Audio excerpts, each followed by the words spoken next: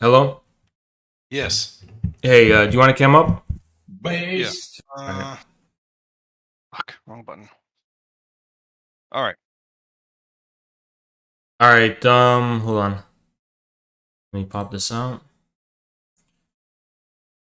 Let me get this Discord. Oh, shit. Actually, better take a shot of this first. For sure. Alright, here. Okay. Um, sorry, give me a sec. Alright, what's up? Hey, Sorry. are we on right now? Yeah, we're on right now. Okay, good. So do you want me to just basically run down what happened? Yeah, the floor is yours. Okay. So basically, Caleb Mopham put out a tweet earlier saying that third worldists support imperialism. Well, that's an outright lie. The entire cornerstone of everything that we are is anti-imperialism, putting anti-imperialism before everything else. So, Um, I mean, whether or not you want to agree with the ideology or not, to say that we support imperialism is a falsehood. um, so, uh, I didn't see Caleb's tweet, but hold on, give me a second. I gotta complete something on my desk.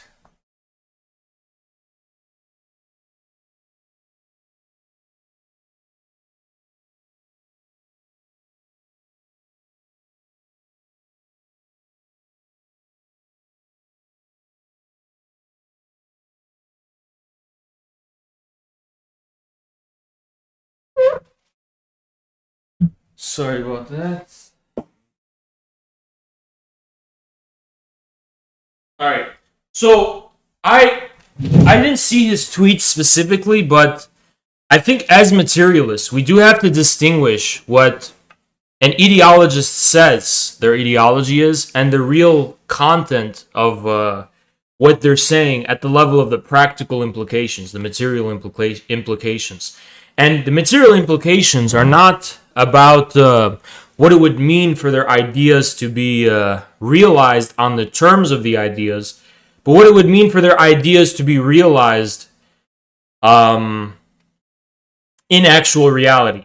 Like, which isn't something that's can be controlled by the ideas themselves, if that makes sense. Like, for example, No, one I can say know. that they are an anti-imperialist, but because of the specific way they're positioning themselves in relation to real existing imperialism, they can end up serving imperialism. Okay, so how is it you think I'm serving imperialism? Um, so I don't know specifically how you are doing it, but just for the hypothetical sake, um, I would say that if you're addressing an audience and basically telling them that they have to hate America and oppose America and patriotism and things like that, They don't the have to hate America. It'd be beneficial, but they don't necessarily have to.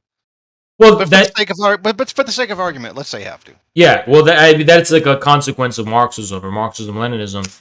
The net effect is the support of imperialism because you're basically nullifying their ability to pose a threat to American imperialism whatsoever. Exactly how is being against America and hating America supporting American imperialism? Well, because you're making it impossible in that way for people to practically oppose the real existing reality of American imperialism, not the one in And your. how does that happen? Well, it happens because the only way to defeat American imperialism, as far as Americans are concerned, is to win the American masses. Not necessarily. You Well, could for the most part. I mean, even if you did hate America, yeah, that would be one way to do it. Anti-war activism, and pretty much during the Vietnam War, there was burning the American flag. yeah, There but that was was a not an great deal. effective way of that. The Vietnam War was prolonged for so many years, even at the expense of the anti-war movement. And part of that was because the anti-war movement wasn't drawing from the material basis of American statehood, which would eventually become the kind of Reagan Democrats, the kind of working class that supported Nixon and later Reagan. If you could tap into those people and accentuate the contradiction between them and the American deep state and military-industrial complex, which does exist, you would be opposing imperialism more effectively than any kind of sloganeering or burning or symbolic gestures could possibly. Example of this is the fact that whether we like it or not, I mean, this is not our preferred, it's not preferable to us, but let's look at the past 20 years. The most effective threat. I just want to get something straight. You're going to fight the military-industrial complex by loving your country. Yeah. When that is what it is. No, this is an undialectical view because... No. America was born of slavery, racism, genocide, and land theft.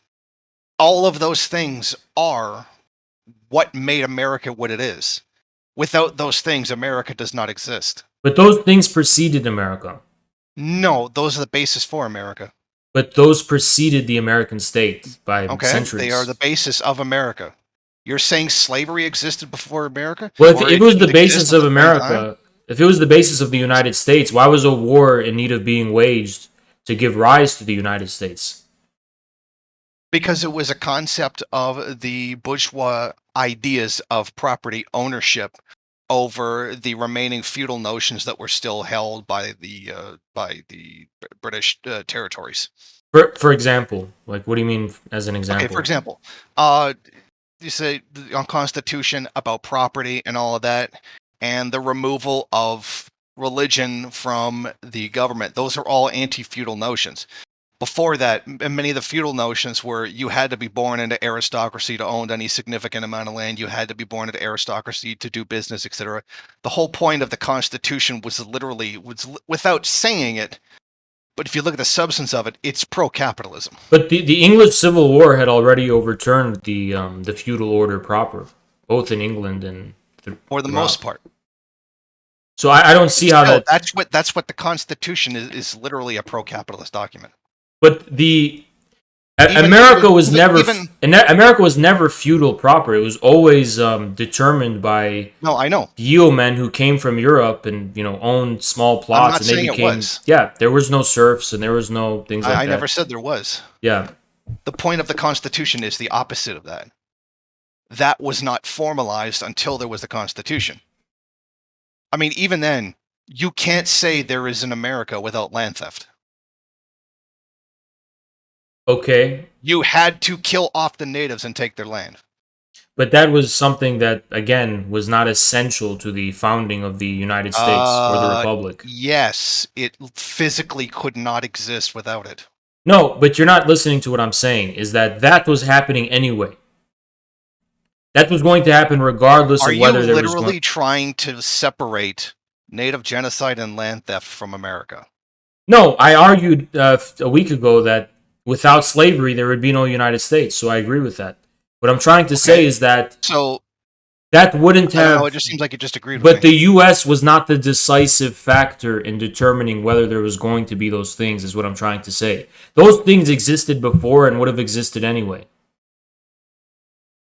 You're saying there would have been an America even if the land theft wouldn't have happened? No, I'm not saying that. I'm saying there would have been land theft and there would have been slavery even if there was no republic.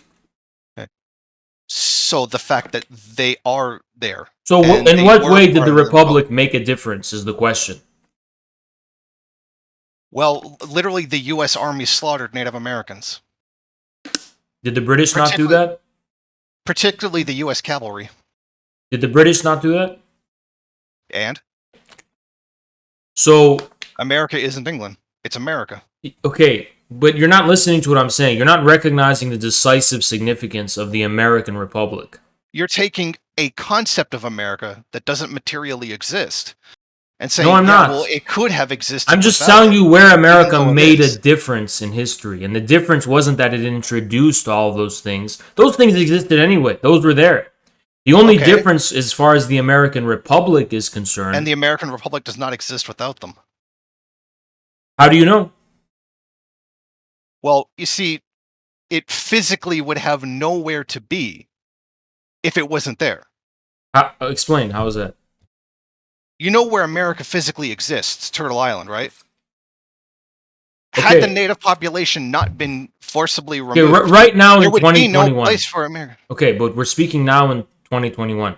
Why is it in? Oh, Yeah, as long as we remove the historical context of the creation of America and everything it's done.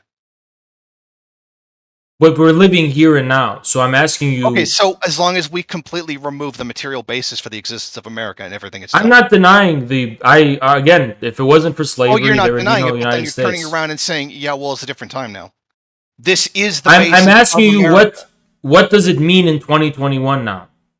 Oh, so natives aren't marginalized and still have their land stolen. They are, but for example, why would it be I just incompatible answered with you. the continuity of the Republic and even the Constitution, for example, for land reparations to be given to Native Americans and for their rights to be their treaties to be upholded and for them to be given more land and more rights and all these I think you need to do a little bit of self-determination? research. Why would that not be possible as long as the Republic stands?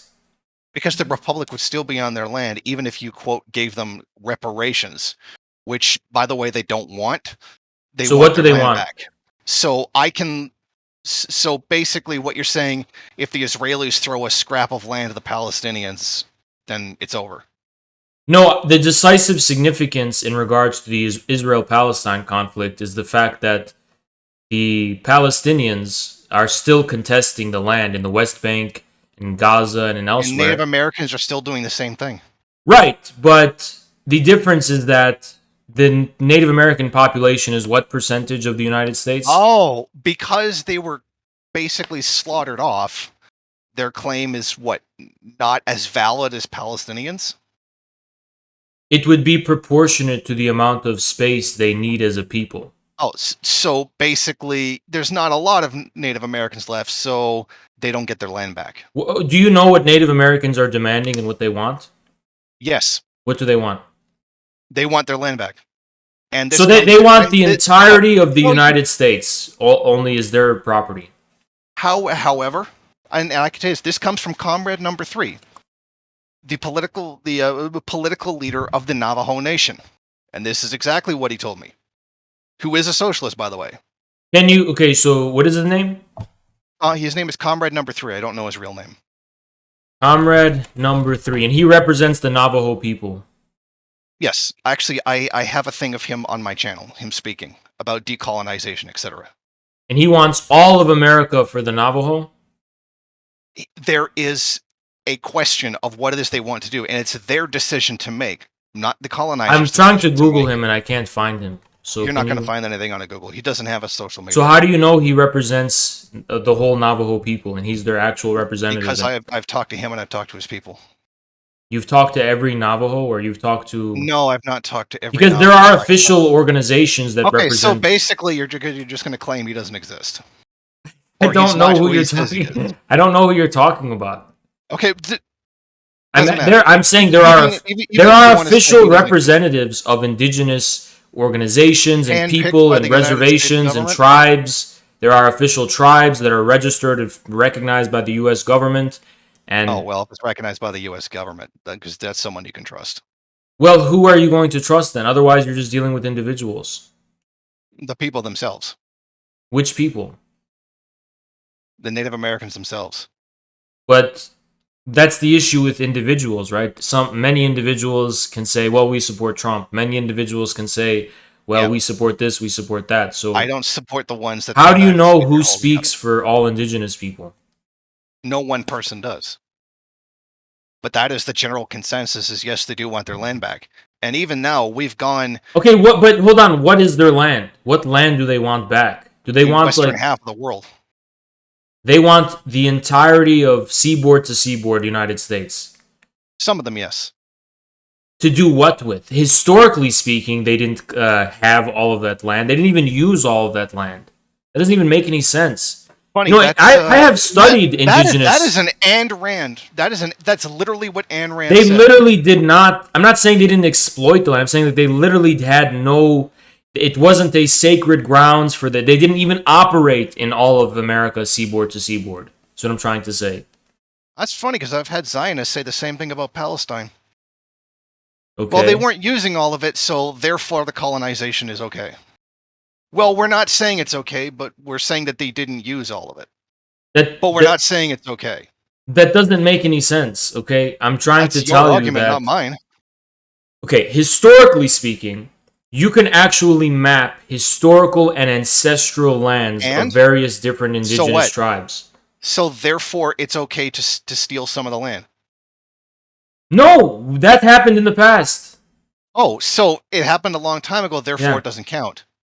Well, what would it mean for it to count? The land was stolen. Okay, well, no amount of saying since we're talking about the past and the weight of the past matters so much, where do you currently live? I currently live in Canada. So why don't you pack your bags, give your land to indigenous people? Okay, first of all, with what money? And by the way, I don't own any land. You don't have a house? No. I live in a rented apartment. So share your apartment at least with homeless indigenous people. Oh, so very right-wing argument. You think that on an individual level that I can make any kind of a difference in that way. But I'm asking you, what are the contemporary implications? So what? The past doesn't count? Move to Cuba. So the past doesn't count? It does count. I'm saying it does count. So if it counts, stop occupying their land now and leave. Well, if you like socialism, move to Cuba. But it's okay. Well, for me, the implications of socialism are building socialism here. So why would I move to Cuba? If the implications of socialism for you are giving all of the native people their land back... It's a nonsense argument. But the implications of socialism to you are giving all indigenous people the land back. Argument. So what are the implications? I can't give their land back. I don't have any land. You can give I can't give back something I don't. I don't own the apartment. You can give your belongings, and you can give your... My belongings? They don't want my belongings. They want their land. I don't have any land to give back. But you are physically living in an apartment on stolen land. Yes. You're living on stolen land. I believe that this land... So do you remember the clip of that settler who was saying if it's not going to be me who takes the house, it's going to be someone else? That's kind of how you're being right now. No. That's not the argument I'm making. I never said that. It sounds a lot like the argument you're making. No, absolutely not. Because I don't deny that I'm on occupied land, and it should change. How is that going to change? This is nonsense. It's like saying if you don't like a capitalist economy, then leave. No, it's the same argument. No, I could easily respond to that. It's a nonsense argument. It's not the same argument. I could easily respond to that argument by saying that is still stolen. But if Marxists say that the basis of socialism is in capitalism, it's not the same argument because socialism comes from capitalism. Gymnastics to get out of the fact that you are on stolen land just as I am, and it should be returned to those people. And they can decide. I don't believe that's the contemporary implication, is that they want all of America. You're really raising the bar. No. I think you're really trivializing the ongoing injustices against indigenous people by raising the bar so high. You're lying about what I'm saying. Well, you realize, have you actually studied what indigenous people do want? Yes. Because they don't just want all of America. They tell me, like I said, some do want all back. I never said they all want I know indigenous people who are fascists. Yeah, and I know indigenous people too. But I know some who are fascists and who love Mussolini and Hitler. Stop putting words in my mouth, because I didn't say that. No, I'm saying I know indigenous people who like Mussolini and Hitler. Do they represent all indigenous people? No. Well, you can only go off of the actual tribal leaders and what they are saying. Literally, okay, so some people could stay, some people can go. Let's say it's up to them. They even said that they'd be willing to give some land to descendants of slaves, etc. That's not the question here. The question is really whether or not the land is stolen. Hold on, that's really convenient that, like, that's their decision. Their view is everything that conforms to white Western left wokeness. Their land. Do you know that there's Do you know that there's a history of conflict between descendants of slaves and indigenous people? Do you know that indigenous people had slaves? And it's still their land, and they can still make the decision whether or not they want anyone to be able to stay on. But it just seems like it's so convenient that what they apparently want it's not convenient. Is just what white Western leftists want. No. It's not what white left or Western leftists want. Is. White Western leftists want to erase decolonization entirely. Then why was the response to me, Caleb, and Jackson overwhelmingly negative? by the leftists. Because your position was bullshit. So you're contradicting yourself. No, it's the patriotism that was bullshit. Okay, but you're still Decolonization, I contradicting. didn't see anybody getting mad over decolonization. That's I saw exactly them what they were getting mad over. the- That's exactly what they were getting mad over. Are you Yeah, kidding? because you can't say you stand for decolonization while supporting the state or supporting the country that is the colonizer. Do you know That doesn't make any do you know the sense. origins of this term decolonization within academia? Okay, now you're going to try to play semantics. Well, I'm just America telling you, it's a exists as complete an white empire Western left, on white native guilt land. cope. Land that was stolen, and you are coming up with justifications for it continuing to be that way. Oh, we'll make treaties, give them treaties that they can't actually turn down. I mean, you do know the history of land treaties with Native I think Americans, you right? can actually address their real demands and claims on a fair basis that addresses the needs of everyone who lives here in America. I think that they would largely disagree. Okay, let's say you're right. Exactly what about America does that essentially change? America's on stolen land. If they agree to give that land to America, that wouldn't even be America anymore. Is there land, in your view, that is What not is stolen in history? What's an example of non-stolen land? the other half of the world? None of I'm that land talking was conquered or Canada, the stolen? United States, Australia. That's who I'm talking about. So And no other Is- land and- was and taken Israel. forcefully in the world? I didn't say that. I don't live So there. should I'm that not- land I'm be not a given part of back them. as well? Maybe, depending on the case. I don't know. I'm not talking about them. So I am talking about the Western world. why? Because the Western world is the problem. The Western world is the imperialist core. I agree that it's imperialist. Why but are you trying to change the subject to some other country? Because I don't know why. I don't know what you mean by like we live on stolen land. Well, who doesn't? What do you mean? Britons live in Britain. Russians live in Russia. So you don't think any British land is stolen from indigenous people in the British Isles, like the Normans, conquests, and those kinds of things? Depending on the area. So should that land be given back? Would that be your advice? Maybe I would have to research those individual things.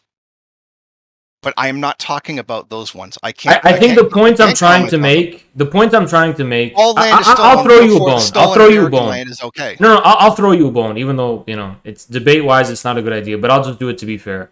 I agree that there is something unique compared to the rest of the world about the Western colonialism in the New World. I agree. It's not just like, the historical forms of conquest and subjugation that existed elsewhere. So I'll just throw you that bone. But the underlying point I'm trying to give to you is that the only way to reconcile the sins of the past is to live and address their implications in the present. You're not going to rectify the so-called injustices of the past because all of history is written in blood, slaughter, war, rape, and injustice, and there's no way for you to reverse that or just make it so that wrong can be righted. You have to come to terms with the fact that this was an objective part of the development of history, and yeah, that was my point. That is an objective part of what is America, where it came I agree, from, but so what are but you're saying the implications of that is that we can just reverse that and give all indigenous people all the land instead of addressing the needs of the people who live here now. You don't need to address the people living here do not need to address it. They need to give one of the differences with the Israel-Palestine conflict too is that conflict is not based on the humanitarian good graces of the colonizers. It's an actual, real war that's going on. So if the Palestinians win... Are you not aware what's going on reservations and the history? Well, for example, I would never appeal to Western morality in defense of the Palestinians. I would say the Palestinians and their allies will be victorious, right? Because I do believe that. Whether I like that or not, that's just my assessment and my belief. I cannot make the same assessment when it comes to what if Native Americans are waging a protracted people's war against the federal government, which they're not. It's not going to fare well for them. So therefore, it's okay to just continue the way it is. You don't have a Well, materialist if they're view of not fighting for it, then I but guess. you don't have a materialist view of morality. What do you mean okay? Okay What do you mean? according to You're whom the and by you're the whose one. actions and Morality for isn't whom? even necessarily material. What? It's not even an objective thing. But you're appealing to morality. No, I'm saying how is one valid and not the other? Well, valid is a moral category. No, there is no addressing their concerns. They make the decision because it is their land. So let them. They address our concerns. So they'll do it then. Okay, and that's. I'm not going to pretty get in their hard way. to do But with the I U.S. just don't see them No, not taking. you. Not But you. I don't personally. see them conquering all of America. I just don't see it happening. Who said anything about conquering? Well, then how are they going to get all of America? If not by I didn't say that they would necessarily would. I said it should be given to them to make should, that decision. which is about morality. Okay, so you're saying that because they can't kick our ass and take it back, then it's okay. That's materialism for you. So you're saying because they literally can't, so you literally making might is right. That's materialism for you. And by the way, I'm not saying you that. You literally are. Yes, you are. You just did. Well, that's how you're interpreting it. They can't kill us and take it back. That literally is might makes right. Whether I'm saying whatever morality you have has to be make peace with that objective material fact. I'm not saying that makes it okay. Your but whatever is or isn't okay, you have to make peace with the material circumstances and the reality. Yeah, and the reality is the land is stolen, and all you're really saying is that they can't kill us and take it back, so it's ours. The land, who's ours? That really is all you're saying. Who's ours? What do you mean? Who's ours? I mean, are you saying what do I think should happen if I could snap my fingers and have whatever reality I want? Or am I talking about what is the reality and how should Marxists and materialists respond accordingly? So you don't think that you should fight to have the land given back to them? Okay, what does it mean to fight for that? Does it mean just virtue signaling to no avail? Because that's what I think you think it means. No, that's what first worldists do. So how do you do it then? Well, first of all, theoretically, if you felt it was necessary, not that I'm necessarily advocating it, you would essentially destroy American society, overthrow the government, or something like that. I am not necessarily endorsing that, officer. But there are plenty of... all you would have to do is destabilize... I get it. That's the anarchistic approach. There's plenty of groups that are working overtime 24/7 to do that. A lot of them are far right. The Order of Nine Angels, the Atomwaffen... they just want to destroy it all, right? But they're not. Those are federal honeypots that for people to go and get arrested and go to jail. And theoretically, so if you try to organize something like that, you're going to create a federal honeypot. And you're not going to succeed.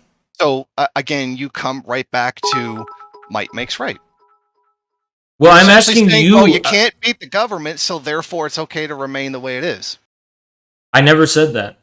No, but that's exactly the implications of exactly what you're saying. The implications to me is that what you're calling the government, or at least society, has internal contradictions, and that Marxists are trying to accustom themselves to those contradictions and make sense of those contradictions.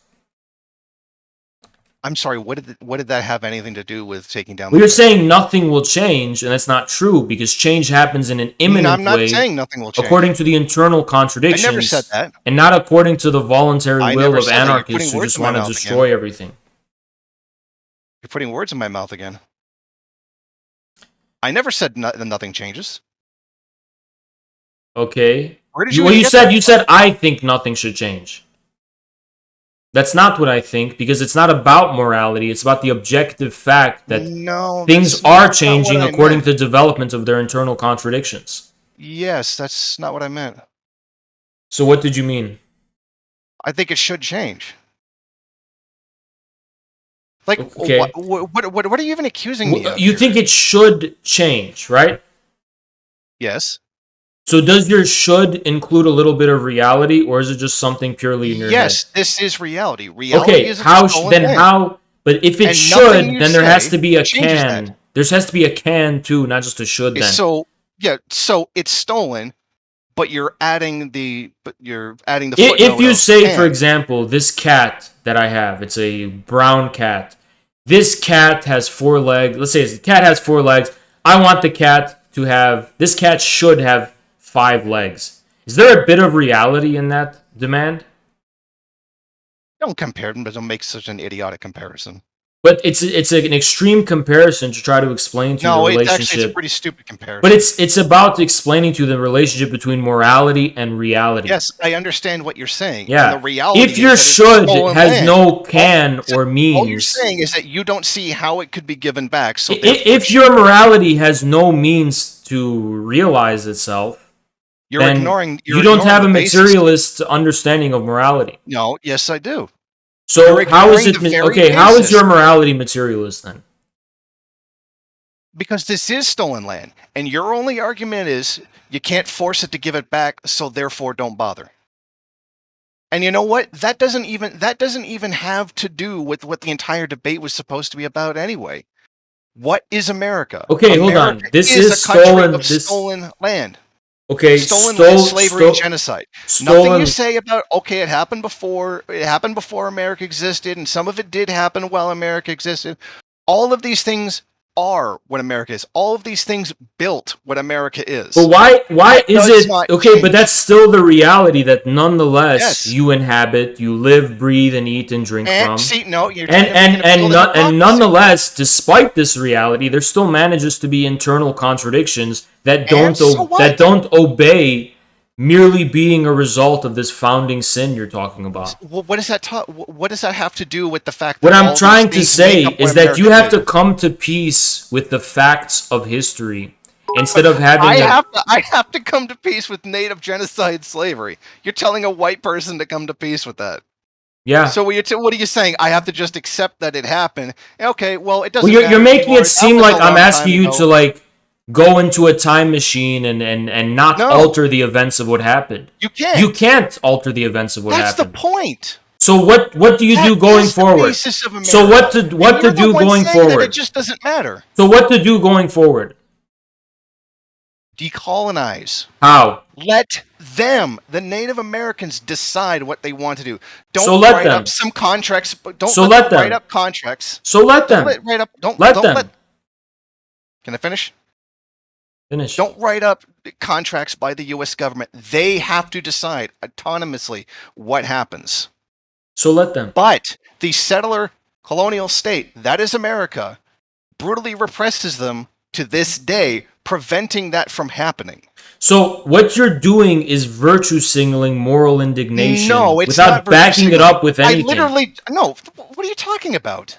What is the implication of what you're saying practically? What does that mean practically? Again, practice is not about what you want to happen. It's about what will happen. So what does it mean practically? I just explained what America is and what it does. That's why you should not be. But why is it that the way you explain America is just this kind of Protestant Calvinist, more like morality of a world of total depravity? It just seems all too conveniently white and Western and European. These things actually did happen, and these things do. Okay, so you're basically saying this is America. America is our reality. So reality is evil, corrupted, and sinful and fallen. That's what you're saying. America is bad. Is America our reality? Yes or no? Is America our reality? Yes, this is our reality. So our reality is a fallen, sinful, evil world, right? The last time I checked, the American Empire is a pretty fucking evil thing. Yes. Okay, but you're just repeating Calvinism. I'm a Muslim. It doesn't translate to me. No. So I'll explain to you my theology. I will explain to you my theology. For Muslims, I'll explain to you my theology. You're a Protestant Calvinist. I'm a Muslim. This has nothing to do with it does. It has everything to do with it. It has everything to do with it. It has everything to do with it. In my Muslim theology, reality is not evil, fallen, and sinful. There is a divine wisdom and ultimate reconciliation in all the events of history. That's my Muslim understanding of the world. I hate to break it to you, but there's no material proof of God. But you still are... No, I am religious myself. But I also know that there is no such thing as an objective. But you're a proof of God. fanatical Calvinist Protestant who believes I'm a not world of total fanatical depravity. Calvinist Protestant. Then why are you merely Empire reproducing? evil? I'm being a Protestant Calvinist. But why are you merely reproducing the world of total depravity, the theology of the world of total depravity? I'm saying that it should be changed. Well, how? Oz, what Okay, the fuck are you even doing? it should be changed. How will it be changed? Okay. We were never arguing that. We were arguing what America is. We have to argue it. No. Then your morality has no basis in reality. America, and why should we? Okay, your moral prescriptions have no. You are changing the subject. Your moral prescriptions have no basis in reality. You are a liar and changing the subject. But your morality has no basis in reality. What it is that you think this trying to twist morals and all this other stuff.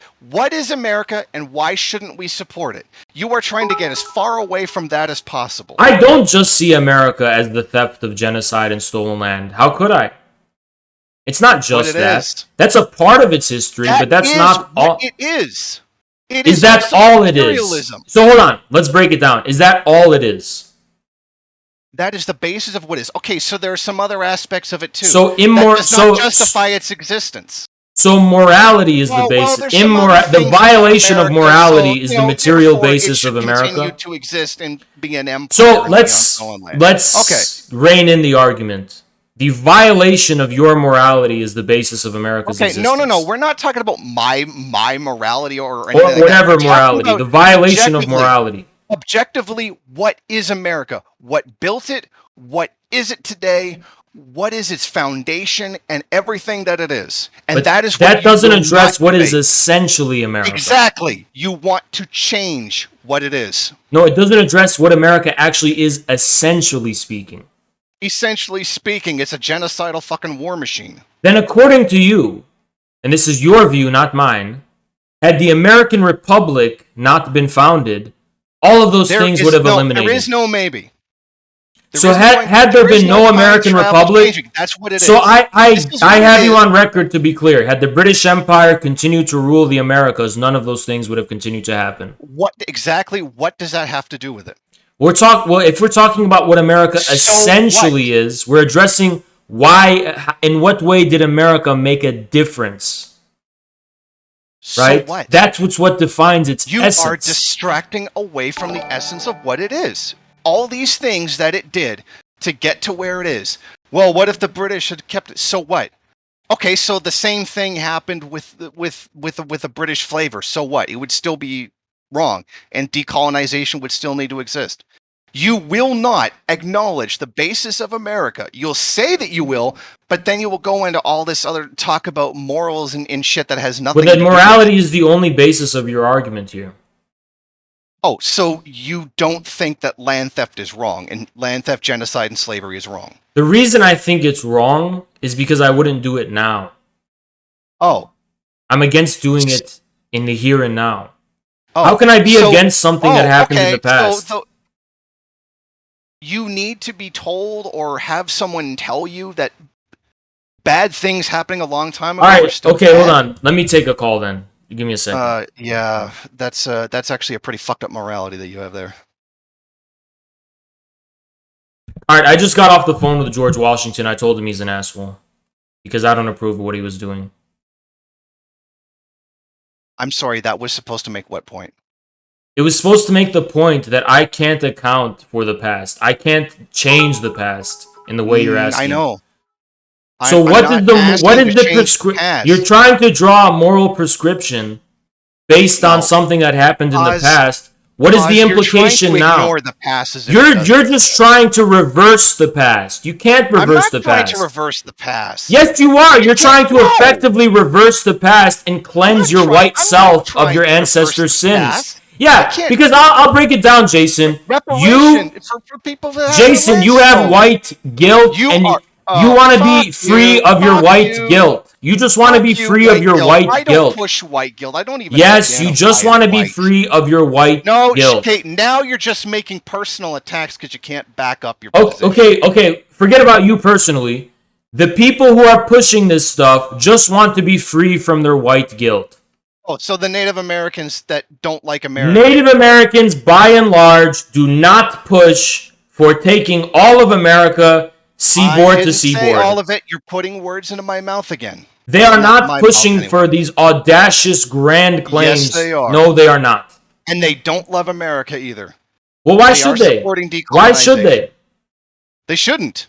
So You're the one that loves America so much. Are Native Americans helped by American white people running them? Hey, let me join you guys. I hate America too. No, you help them by focusing on your own people, focusing on your own country, and making right by them.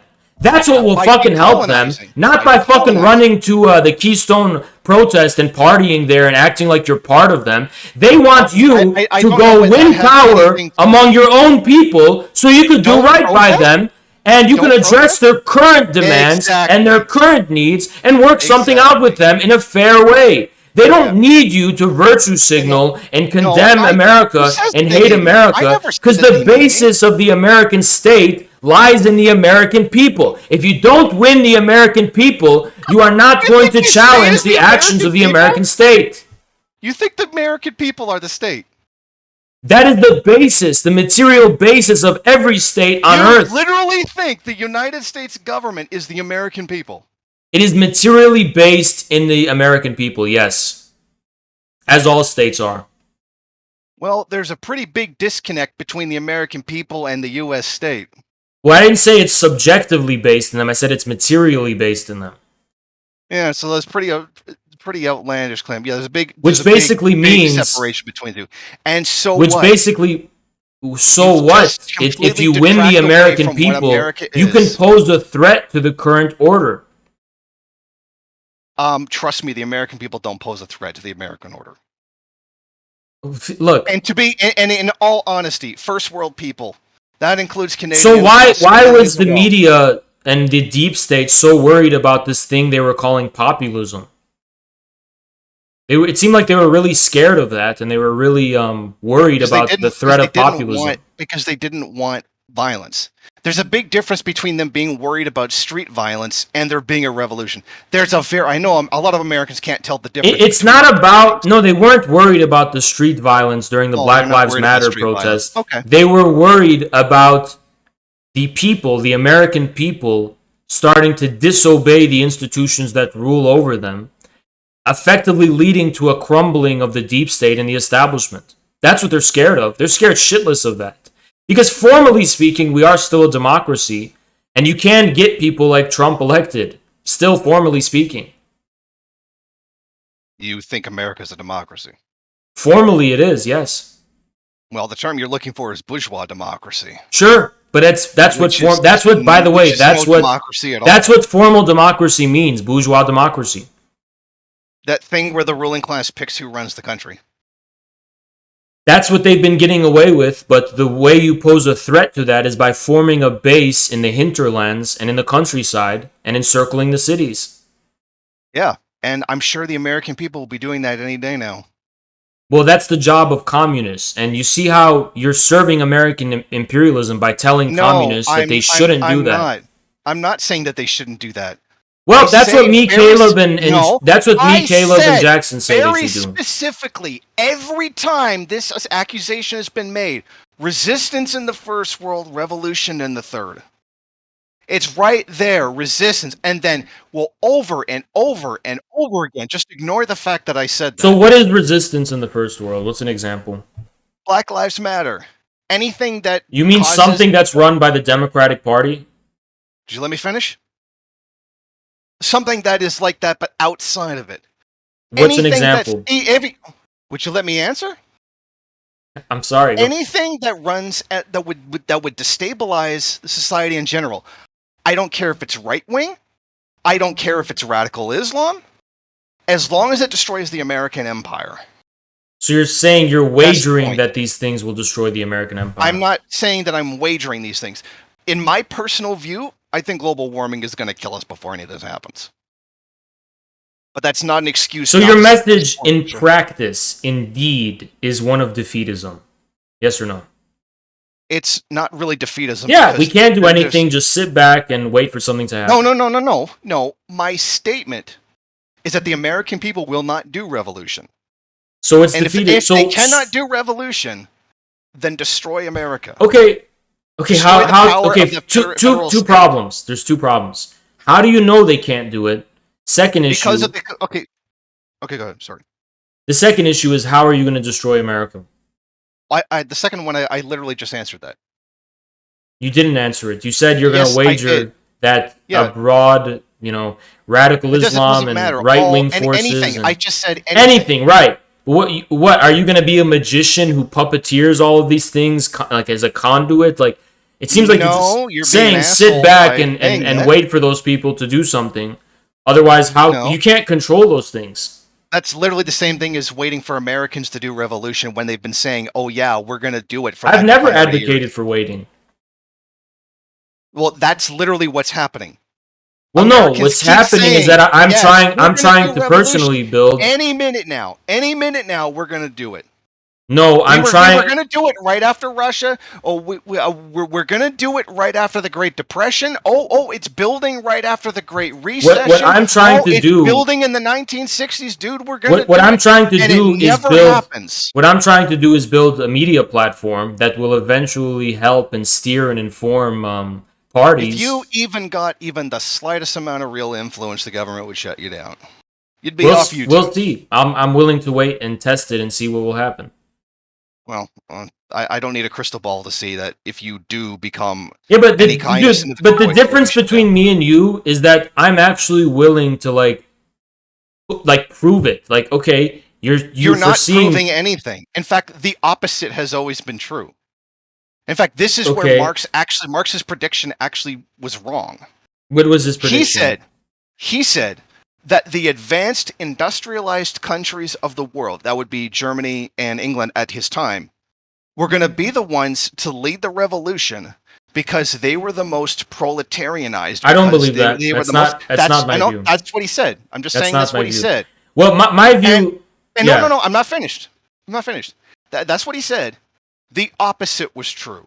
Well, it was actually the less he and Engels came to recognize that later in their lives. Yes, and even Lenin recognized that the industrialized advanced countries, which today would be the first world, will sell out every single struggle to democratic reforms. That's not true. That is exactly what has always. Well, I can try to explain it for you, but every single time. Please don't interrupt me, and I'll explain it to you. Show me one advanced industrialized country that went into revolution. You're getting the theory wrong, really wrong. No, I'm not getting the theory wrong. Well, I'll explain why. That's what happened. Okay, I'll explain why. Explain what really happened. Yeah. So Marx later in his life acknowledged that the revolution was going to happen in Russia. It did. Lenin obviously recognized he could explain why it is the Bolsheviks triumphed within Russia rather than the advanced countries, but his message actually wasn't one of despair and defeatism to I'm not arguing defeatism. But please don't interrupt me. To the first world communists, his message was that Russia, countries like Russia, the less developed countries, explicitly and overtly made intelligible the fundamental distinctions, whether sociological or programmatic or like theoretical in terms of the party, with which people in the so-called developed countries can make use of it to learn from. So the point is that people in the advanced countries need to learn from the experience of the successful communist revolutions and parties, not just despair and say it's not possible because we're not poor and desperate enough as they were. So for an example of that, for example, which many Chinese communists actually endorse and it makes intuitive sense to them, is that how you learn from Maoism and the experience of Maoism in America is being able to have insight into the fact that the fundamental sociological distinctions that were essential to the events of the revolution within China can actually be discerned within America with more insight. America does have a countryside that can encircle the cities. We do have a popular broad strata that is applicable here. We do have not just farmers or whatever, but we do have a rural working class that Mao's theories and his thought can apply to. So it's in China that these things become intelligible to us and become apparent to us, and it's the job of people in it's the job of communists in the advanced imperialist countries to learn, to humble themselves and learn from these experiences. So the logical conclusion of Marx being wrong does not mean that communists can't do anything to win power or even try to win power, at least build a base of power, a movement within advanced Western countries. So that's a wrong interpretation. So that explains why it has been a complete historical failure in every way, shape, or form, which is why we have Unruhe denouncing. I think the reason for the failure, though, is that communists in the West are much like you. No, that's bullshit. That's bullshit. Yeah. No, it's exactly the fact. That is complete bullshit. They are nothing. It's 100% the fact. They were completely confused. Everybody a defeatist. Everybody is just like me, a defeatist. Oh, no, that is ultimately what they really say they're going to do it. They really believe they're going to do it. They form up a party, and then it never happens. But what are they doing? What are they doing? The fundamental thing they forget. Every communist party in the first world makes the same mistake. No one follows them. Yeah, I agree. Wants to. I agree, but I think the reason no one follows them is because they're wrong, and not because the people are wrong. Because it's not in their material interest. So let's get this through. You walk up to a construction worker who makes $70,000 a year, give him a rifle, and say it's time to do revolution. Give up. I would never do such a ridiculous anarchistic. Because he would laugh at you. I would laugh at that proposal myself. That's an anarchistic, voluntaristic, adventuristic, stupid thing to do. No, it's that's so stupid. That's not how revolutions happen. One of them. Revolutions don't happen because people just say, I want to overthrow the government, and that's it. No, I'm not. Revolutions happen because of the objective development of contradictions leading to the collapse of the state. They don't happen just because you take power voluntarily. That's voluntarism. The government falls by itself, and then communists sweep in. Yeah, in some objective way, the government does collapse. Its legitimacy collapses. To begin with. What? When nobody supports communists in the first world to begin with. Well, whose fault is that? Is it the people's fault or communist fault? I'm thinking it's the communist fault. I'm saying it's the material conditions. Well, you're saying the people are to blame for not buying into my ideology. I'm saying your ideology is wrong. It's not in their interest to fight. Why isn't it in their interest to fight? They're not going to give up their middle-class life. No one's asking them to. Why would you ask them to give up their middle-class life? No one is going to give up their life to just go be a guerrilla fighter and live a life. I would never ask them to be a guerrilla fighter in the first place. And exactly who's going to be doing the revolution? Why does anyone need to be a guerrilla fighter in America? That's stupid. You just said you believed in revolution. Who do you think? Who's supposed to fight? Yeah, because I believe the objective laws of social revolution are not the same thing as a voluntaristic adventure of being a guerrilla. Oh, so you're basically saying violent revolution is not going to happen. You don't go out of your way to be violent, no. You don't. You don't go out of your way to be violent. Don't know what revolution is.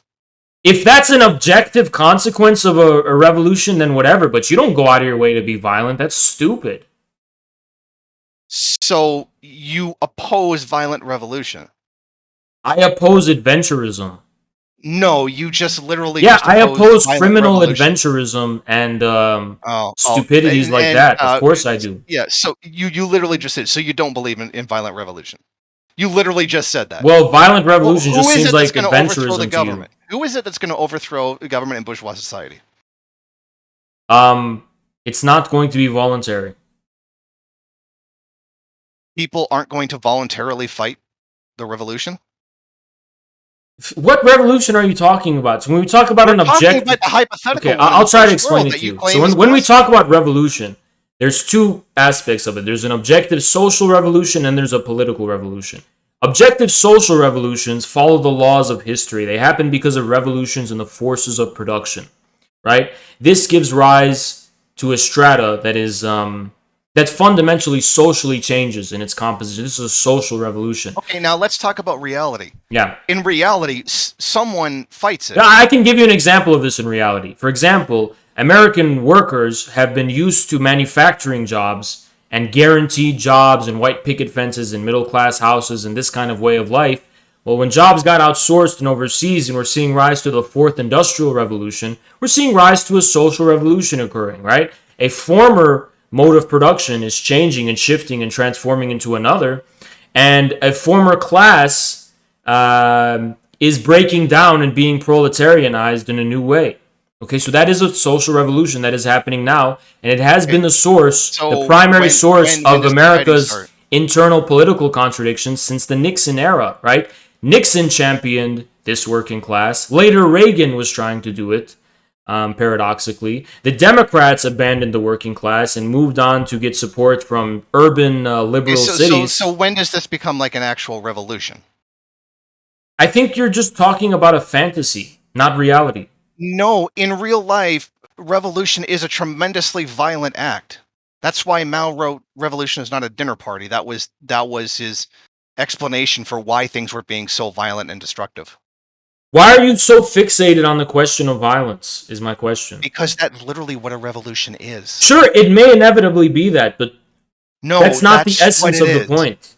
There are objective social revolutions. If you're arguing something that is not violent revolution, you're a sockdem. But Marxists don't advocate for violent revolutions. They may recognize that revolutions... What the fuck did you just say? They don't. They may recognize that revolutions may inevitably be... very specifically, and in all history of revolutions, when these things actually happen, they were violence. Marx even... But he never advocated for them to be violent. Yes, he did. No, he didn't. That is a lie. That is a lie. No, he didn't. That is an outright lie. Marx never advocated for violent revolution. Dude, you're fucking done. You're fucking done. He didn't. You're done. He recognized that revolutions... No, he did. He said it had to come from violence. He said that it will inevitably be violent, probably. But it might not in England or in America, but then with imperialism, the state machinery must be smashed. So yeah, it will inevitably be violent. I'm sorry. But he's not he's not saying it's but he's not saying it will be violent because it should be violent. He's saying that because it has to be. What does it mean has to be? Bourgeoisie don't go away by themselves. We didn't move from feudalism to capitalism peacefully either. We didn't move from primitive accumulation to feudalism peacefully. But you don't advocate for violence. Violence is how it changes. No, violence is a part of how it changes. You don't advocate for the violence itself. Violence is what Jason, makes I think happen. you just want to LARP. Sorry. No, sorry. I think you're just bored and want to LARP. That's what I think. I just think you want to LARP. At first I was a defeatist, now I'm a LARP. Which is it? I think you're a defeatist because you realize you can't LARP. You are full of shit. Marx specifically said it was violent. It has always been violent because it always has to be. Because the bad guys don't go away by themselves. But revolution isn't a voluntary act, is the problem. You see, the thing is, it kind of is. No, it obeys... Because it doesn't just happen by itself. But it obeys social laws. It's not a voluntary act. And absolutely not. Is always necessary in all of them. If you were going to stand here and say revolution is going to happen without violence, or that Marx didn't advocate for violence, you literally don't know what you're talking about. I don't know if a revolution can happen without violence. I don't think it can. No, it can't. But that doesn't mean I'm going to advocate for violence. See the difference? Because that's literally how it works. So if you're not advocating for literally how it works, what are you doing? Okay. What does it mean to advocate for a revolution? Go ahead. That's what it means. That's what a communist revolution is. So you want to ask people to violently overthrow the government? No. Under the right conditions, they will do it. And I would say, under the conditions of the first world, they will not do it. That is why revolution is not possible in the first world. Until the only exception would be if there was enough of an economic crisis that broke the first world down to the level of a third world country, then it might be possible. You know, the problem with this theory is that third world countries only enter revolutionary situations when a middle class becomes downwardly mobile from its previous position, rather than people just being poor and desperate. When people are just poor and desperate, there is no revolution. So the Philippine Revolution has been going on for almost 50 years? Which is why it's not a real revolution. Real revolutions don't last 50 years. States last No, 50 years, maybe. you can do a revolution badly. No, it's but not a real revolution. It's just not. Okay, now you're playing. It didn't happen instantly overnight, so therefore it's not a real revolution. I think there's a difference between overnight and 50 years. Don't you think? There's a lot of room. Yeah, for... I think there is. Just because they're not doing it very well, or maybe there are other factors in, and I would say that their revolution is actually failing. But it's not a revolution, unless you have a strange definition of revolution that I'm not aware of. A revolution means you're overthrowing the government. They're not doing that. They are trying to. Not very well. So if I try to overthrow if you try to overthrow the government, are you doing revolution? A person and a movement. So how many people do you need for it to be a real revolution? Okay, so now you want to play semantics. I just want to know why you're calling it a revolution when it's not. Look, this debate is already over.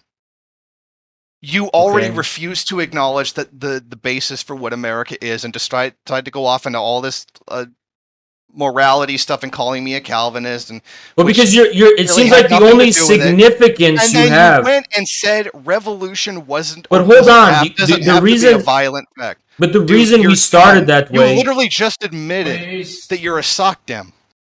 Okay, but the reason we started that way, Jason, was because you said that the material basis of America is defined by morality. And I don't agree that it's defined by morality. I said it was defined by slavery and genocide. Things whose essential significance is moral. And? So they still are the basis of America. And when you champion There's a difference between the basis... America, that's what you're defending. There's a difference between the basis of America and an immoral fact of America's founding. So you want to play that you can't come into terms with. You're playing word games. You're trying to pretend that none of the slavery Jason, you can't just lose an argument and accuse the other person of playing word games. You're losing the argument here. You literally lost. Okay, fine. Let the public think what they may. I'm in the hands of God. But all I can say is that... Yeah, the hands of God are pretty fucking useless. And I say that as a religious person myself. Okay. Yeah, I'm in the hands of God. That's like... Sorry, that's complete bullshit. Well, I'm open to whatever the public will think of it, is my point. Me too. Sorry. I just want to state my piece. Yeah, and my piece was to erase the history of the United States and pretend that it has no bearing on what it is today. I think you want to erase. I don't want to erase the history. Yes, you are. I'm trying to undo the damage that was done. Which is erasing it. There's a difference between trying to undo the damage that was done and pretend you're erasing it. Like you're erasing it. I'm not erasing it. I'm erasing it. The damage you're talking about is a fundamental fact of history that cannot be reversed. No, but you can give justice to the survivors. But the survivors don't want justice in the form of reversing the history altogether. I'm not talking about reversing It's a part of our common history. You are lying about what I'm saying. It's a part of our common history, about what I'm which saying. we still you are actively... twisting my words into some kind of moral bullshit that has nothing to do with... It's 100% based in morality. You are absolutely... It's 100% based in morality. Your position is 100% entirely based in morality. Yes, I do stand on the moral position that slavery and genocide are bad things. Look, and you were just ignoring that it's what America is. Here's all I have to say on it, right?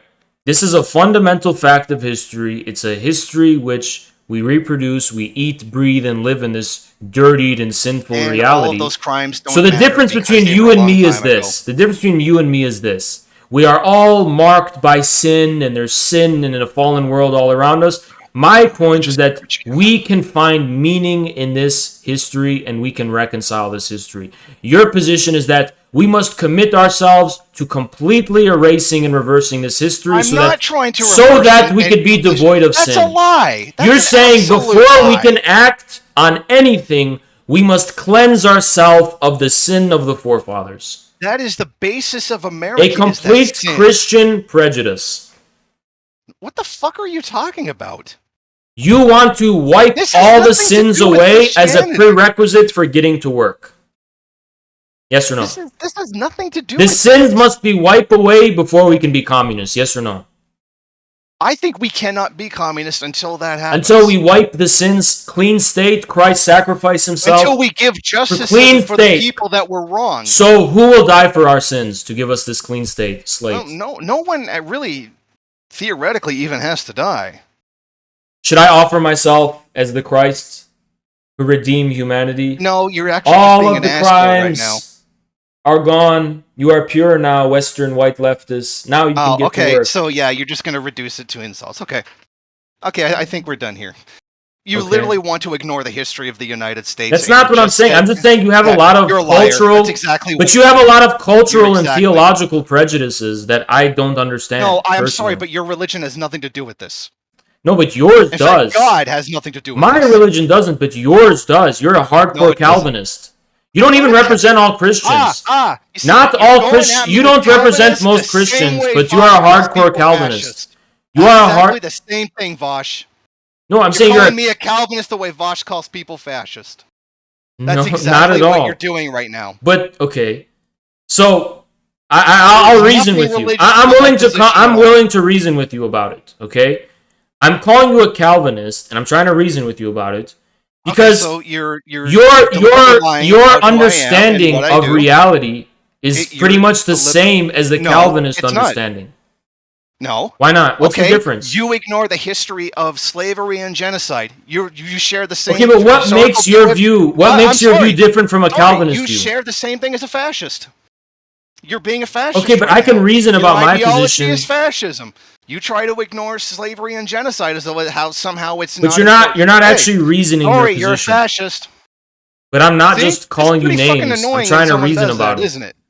I'm not Pretty just annoying calling when you someone names, does that. Jason. Yes, you did. You were calling me. You were calling I'm me. if I was trying to Calvinist. explain to you why I'm saying what I'm saying. Because the only way for you to be right is to try to rip the context out of what I was saying and then call me religious. Well, okay, how about I just don't call you religious? I'll just call you an idealist. Is that fair? Oh, okay. So acknowledging the history of the United States is idealism. Okay. No, but that's not. You're not just acknowledging history. You're creating an entire practical and moral prescription for the present based on a certain it's moral called understanding justice to the of the people who past. have been wronged. That is a meaningless phrase. That is a meaning. Justice to people who have been wronged is a That can mean phrase. anything. I think I already outlined what that is. And who are you to outline that? When native think that's indigenous, what when needs to by be- and large Oh, so indigenous people I'm are wrong not because I'm outlining white. it the way you're saying. I'm wrong because I'm white, even though that's what would be justice. But, Okay, but, you know but what? who are you to Oz, speak for the Oz, justice you're of full a... of shit. Oz, you are fucking full of shit. But you are not indigenous people. You are. So how do you know what Well, justice actually, means for them? Technically, I don't like to play this card, but I am. But that doesn't matter. But how do you That know? doesn't matter. Okay, but how do you know what justice means for them? Because that's what they're asking for, and the only How do thing you know you're that's what they're asking okay, for? How do we know that they? What the fuck do you think "I don't know more" means? What do you think that the whole resurgence? They're not asking for that. They're not asking for that. Okay, so you're saying that they're not asking. They for are not reparation and asking land back. for all Okay. America. And I didn't say they were asking for all land back. This is the third time. So you what have land do they falsely want accused back me of that must lead to the destruction of the I republic? don't know what it is exactly that they want. Why I must know it they lead want to the their land destruction back. of the republic? Because the republic is bad. I don't think you've noticed that. More morality that means nothing. Oh, to me. I'm sorry. An empire built on imperialism, slavery, and genocide is me being The modest. republic You know was what? founded on the Oz, basis of Oz, seceding you're from the full of empire. it. You The are republic full was of- founded on the The base. U.S. is an empire. It has become one also because we have allowed the British intelligence It to wasn't conquer always our an country. empire, so therefore it doesn't matter. Well, the British Dude, what the fuck are you even arguing? class conquered our deep state and our country and became our ruling class. So Oh, yeah, we became an empire. okay. But that's not how the republic was founded. No, but that's what it is. That's what it became. That's what it is, and that's what it was always. So on do you path to think it's be. an American people's national tradition to be an empire? When our national case you tradition haven't- is Yes. our national tradition is to secede from empires, not to become them. Really? Because I could have sworn there was stealing of Mexico, the constant supporting of endless wars to steal territory that were highly supported by the American people. Even if they weren't supported by the American people, it's still a reality. Okay. I'm sorry. But they were supported by the American people because the people leading the American people, whereas Lenin understood, was a labor aristocracy and were petty bourgeois elements aligned to U.S. imperialism that were leading them. And So Lenin didn't just class say people that you opposed. should concede the battlefield to those elements. You said communists should lead the American people in contrast to those elements. Manifest destiny. What about it? You're basically arguing it. Well, Manifest Destiny included many injustices against indigenous people, I agree, but Which, that's not according all to you, are not significant today. They may be, but you have to go on a case-by-case basis. No, they are relevant. It is the basis of America. You have an idealized version of what America is, detached from the material reality of what it has been, How is that? what it has always been, and what it will always be. I just don't think morality is the basis and the essence of material reality. That's all. No, but slavery is a material thing that happened. So is genocide and land theft. These are material things that happened, which you are trying to. I agree that they don't matter. They materially happened. I didn't contest that. No, but you're essentially your position. Does. So because they happened, that means that's all material reality is now. It doesn't have to be, but that's the basis for it. What do you mean by basis? Elaborate. That's what built America. So elaborate. America exists physically on a space that was stolen by slaughtering off the population that lived there and then brought a whole other population from Africa to do work on it. Why do I have to now how is it the basis right now? Because that's what built up America. So how is that the basis now? It is the basis because that's the foundation. Is a foundation the past, or is a foundation something that exists in the present? Actually, it's something that exists in the present too, because that's what built it up. So how does it exist in the present is my question. America's privileged position in the world, and not even if it wasn't privileged position in the world, it literally exists on stolen land. What part of that are you not getting? I know you keep repeating these moral indignation mantras. Oh my god! But I fail to see the significance. Land theft doesn't matter. It's a moral issue. So you can't get over how much you're out. No, land theft doesn't exist. You just can't get over how much you're outraged about something that happened hundreds of years ago. And you can't get over trying to whitewash it and pretend it never existed. I never pretended it doesn't exist. It doesn't matter today. Oh, exactly how far back? I guess I'm just not a Calvinist who sees sin all around me and feel. I see and breathe the sin all around me. There's sin all around me. I feel the smell the sin. I don't live that way. Okay, you're going right back to the personal attacks. I'm sorry. I just don't understand that way of approaching reality. Yes, everyone who disagrees with me is a Calvinist. I just think you're a Calvinist. Yeah, okay, sure. Yeah, everyone who doesn't agree with my ignoring of history. I just don't detect. I'm not like haunted by the spirit of sin all around me. I don't have white guilt. To do with America today. I don't have white guilt. Attacking skin color. Yeah, attacking skin color. I don't have white guilt. I'm not. So help me understand it. I don't have the white guilt you have. There you go. So there you go. Ad hominem again. You're just going after. Well, okay. On the one hand, you're saying I'm denying history. Everyone who disagrees with me is white guilt Calvinism.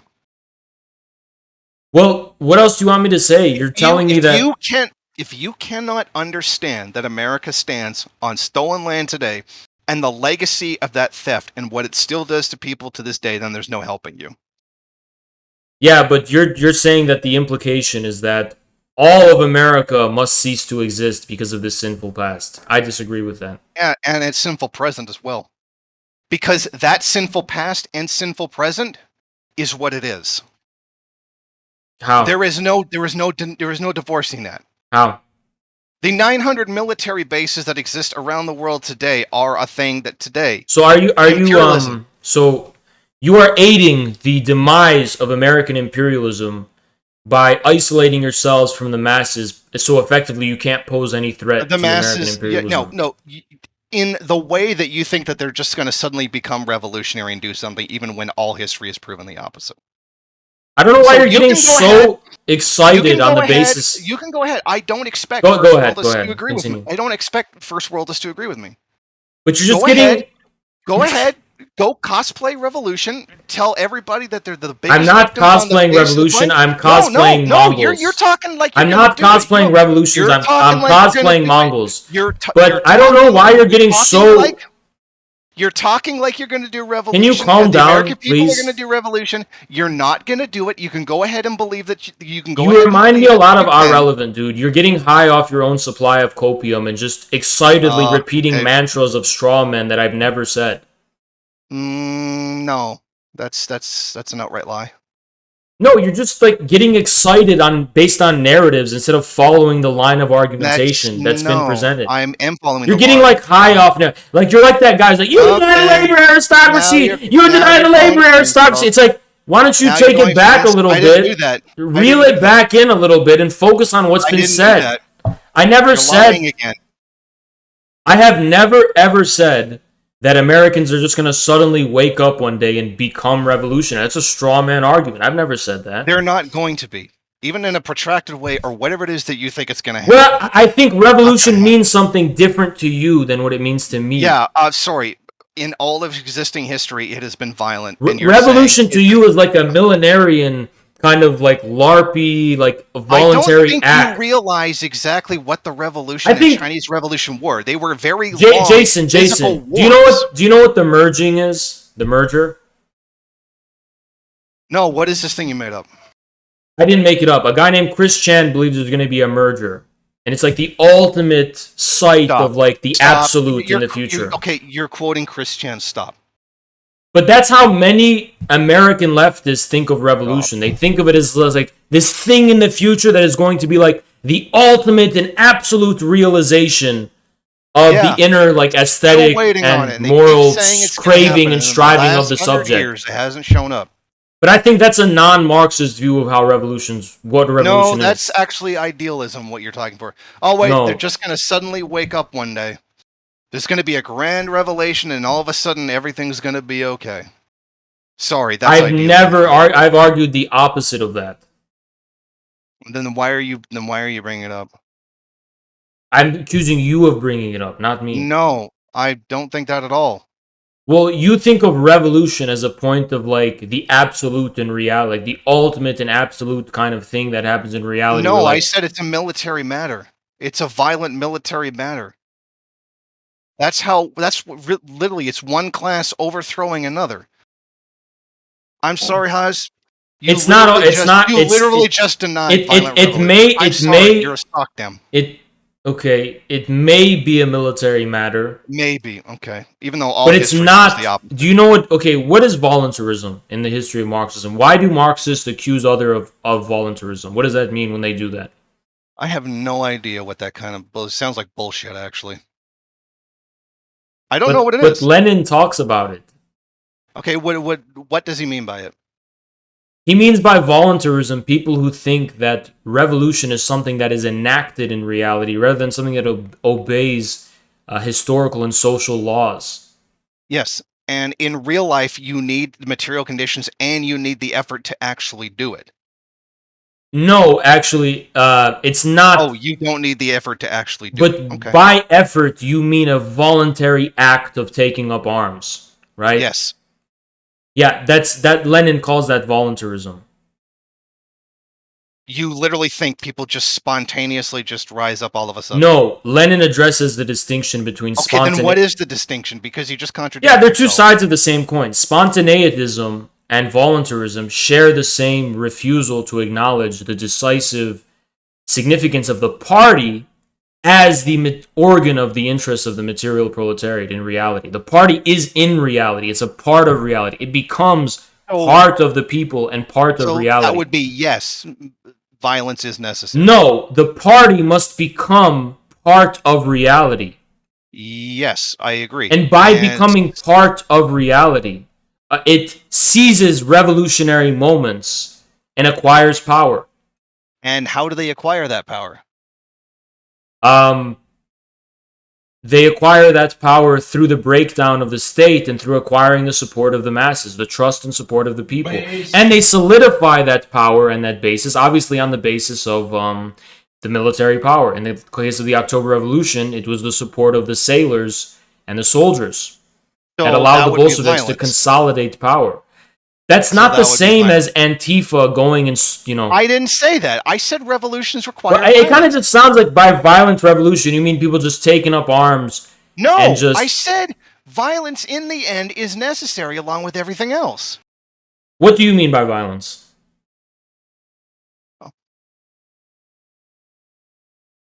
You Stop, got one stop, of stop, these. stop, stop, You got stop, one of stop. these. Stop.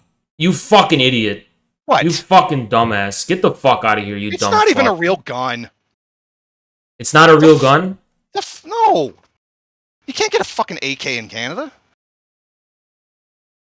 I'm illustrating my point. You pick up a gun and then you fight.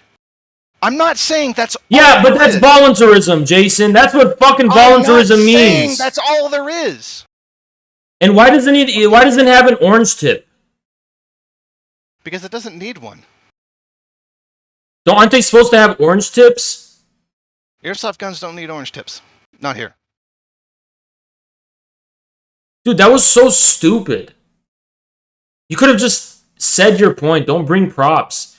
And dude, you have to understand. You have to understand that what you're talking about is voluntarism. That's not what the Bolsheviks did. They didn't just pick up a gun and fight the government. They did.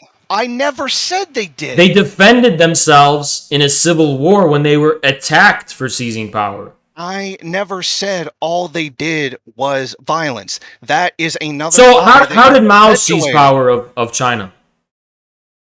Well, largely by killing the nationalists after killing the Japanese.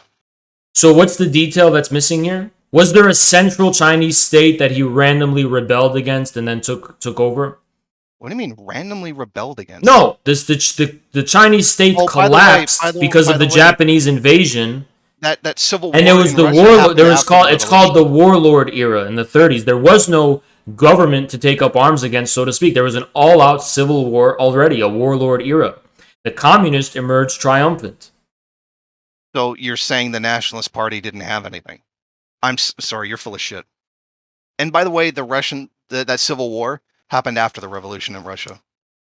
Yeah, but the revolution in Russia wasn't just people taking up arms and overthrowing the government. No, I know. We've already agreed to that. That's not what it was. So what is it by violent revolution you mean?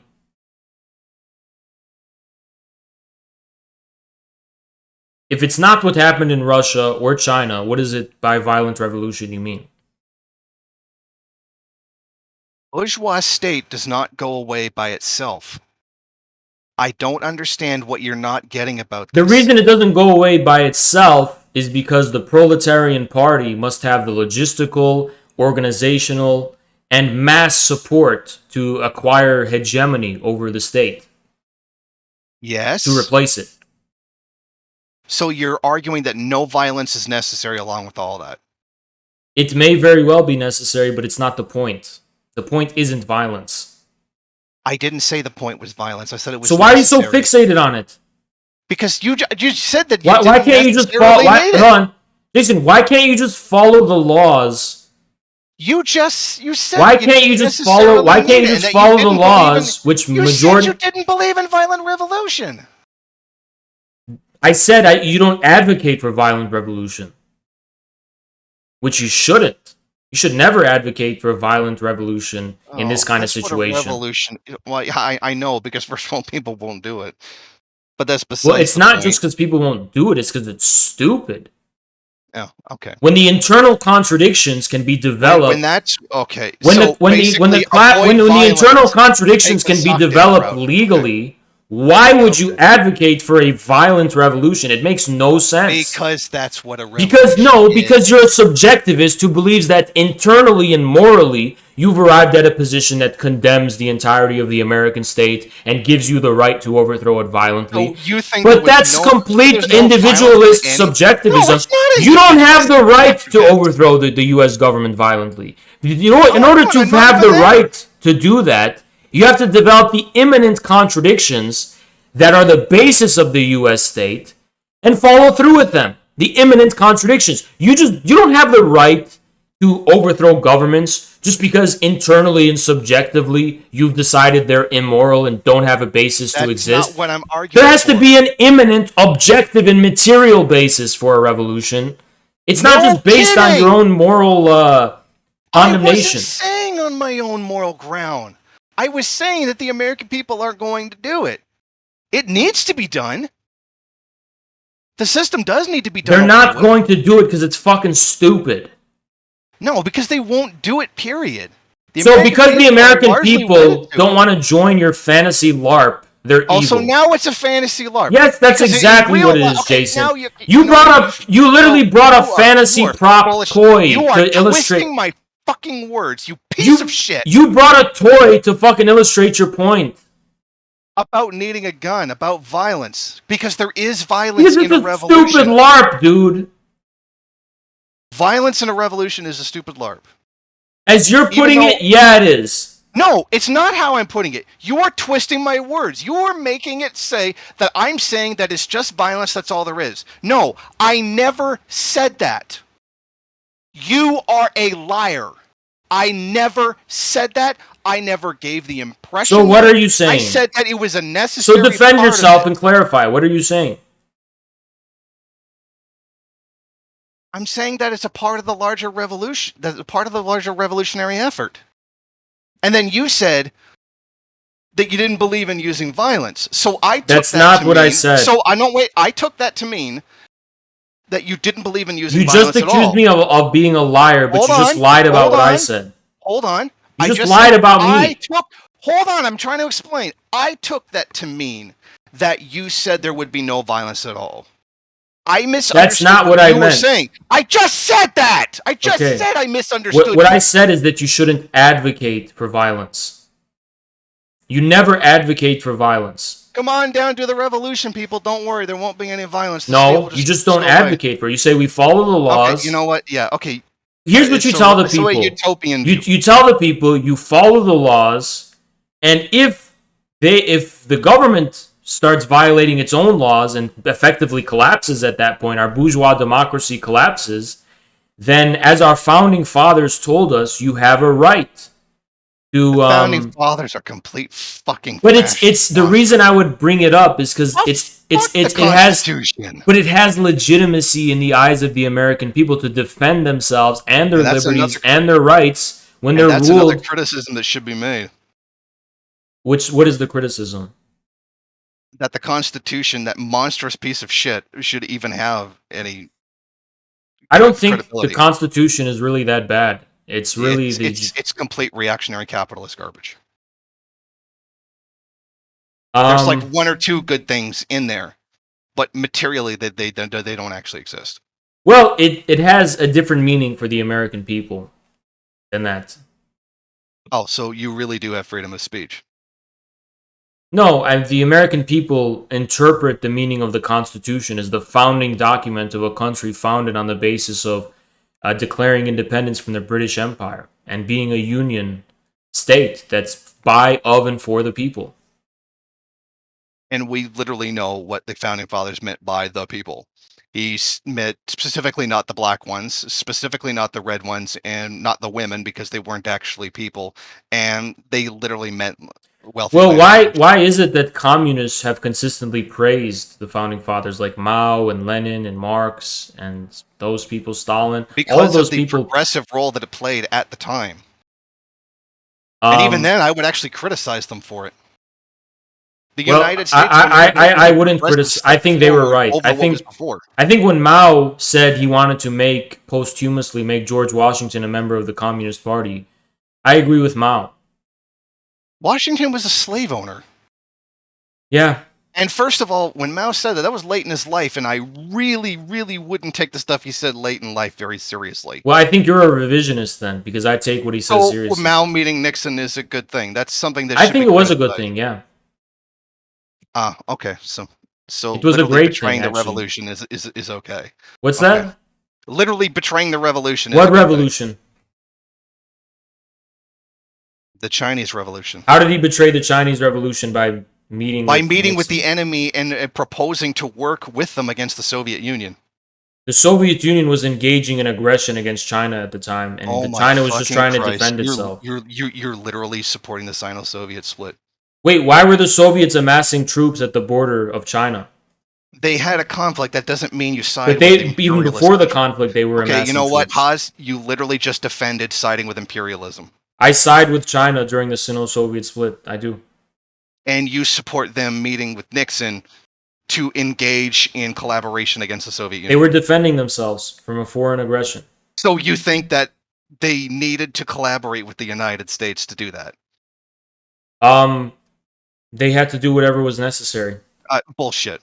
They didn't need to do that. And it really wasn't the United States per se that they were collaborating with. Oh no, of course not. They were actually collaborating with Nixon Union. against the Democrats too. You That's why Mao said he likes the Republicans more than the Democrats. He said that. His words, not mine. You literally just defended Mao allying with the United States imperialist power. Fuck. So you better. Well, I am an ally actual. with the United States against another socialist. Isn't your name Maoist Rebel News? I'm more of a Maoist than you are. No, I'm sorry. You're advocating the opposite of Maoism. But your name is literally Maoist Rebel News. You are uncritically taking everything Mao says as truth. That's literally. That's not necessarily true, but yeah, I'm sorry, but that was complete. But I agree with the decisions Mao made. Sorry, that was an incorrect decision. I do not support. I don't think it was. I think the blame. Country. Sorry. Well, I think the Soviets. The Soviets forced the Chinese to ally with the United States. They really did, actually. That's they really bullshit. did. Well, do you know about Soviet agents approaching the Americans about teaming up against China before? And I would criticize them for that too. So what was China supposed to do to defend itself? Well, it physically could defend itself. It didn't have to turn around to the United States and, hey, can we work together? So how did they work together? As my friend. How did they materially work together? That was so bad. By forming diplomatic alliances against them. Diplomatic relations, primarily trade relations, if you remember. Yeah. Which ultimately benefited who? United States or China in the long run? It benefited both of them. In the long run, who did it actually benefit? Technically, both of them. No, it benefited China and hurt America really bad in the long run. Well, I would because the Chinese were smart and they knew what they were doing. Even then, okay, let's just say it benefited. Because China. I'll explain why. You want to know why that is, though?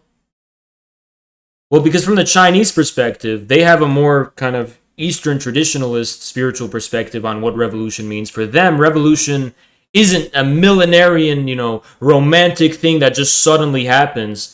It's a long game. They think of it as a long game, right? They think it of generationally. They think of it as a long game. They think of it as something that happens subtly. That's something that happens subtly accumulating into something big. Yes, a rupture. But they don't think of it how you think of it. No, and they were right about that. I haven't. China is the premier, is the ascendant and premier world power now because of that wisdom. And you are in Canada with a toy gun. Take the personal shot, didn't you? Well, you're criticizing Mao's decisions, and you have to go on that basis. Yes, I can criticize him. Yeah, well, you have to. I can disagree with his decision, yes. His decision, which led to China being the premier power of the world. Something he couldn't even dream of at the time. Allying with, oh my God, you really. Everything China did ultimately was to its benefit and its favor. Oh, the Chinese billionaires would agree with you. Well, we can actually, I was going to talk about that today too. We can talk about the fact that the Communist Party has made it very clear now, decisively, that this new class, as they call them in China, will have no part of sharing power with the Communist. If the Communist Party deems it fit, they will all be eliminated. If that's the resulting consequence of this decision. What's that? The capitalists don't have any power. Also, the capitalists continue to exist. Exactly why? They have no power whatsoever. Why do they exist? On the base, because for now, they are serving the interests of the Communist Party. Yeah. But they're starting to not... It's starting to actually slip. We saw with Jack Ma. We're seeing it with Evergrande now. And we see it with the ways in which the Chinese Communist Party, and this is what I wanted to talk about on stream, is starting to promote small enterprises and small businesses that are coming from the soil of the Chinese people to prevent the monopolization and the rise of powerful monopolies like Alibaba and Jack Ma's empire. So they are undermining the power of the billionaires. And this doesn't serve the interests of We're these stopping capitalists. capitalism by creating more capitalism. No, it's well, you have to understand and obey the objective laws of the forces of production and the social revolutions. I hate to break it to So you, it's no longer capitalism. But the productive forces have already been built up, and they were probably built up about 20 years ago. How's that? They literally physically existed. Okay. Yeah, it's just an NEP without end. That's no, kind it's of not. why It's not an NEP. An NEP was a implicit form of sharing political power with the kulaks in the countryside, with whom the Soviet state did not have the power to alter or change or eliminate. They had to form a negotiation, a deal with them.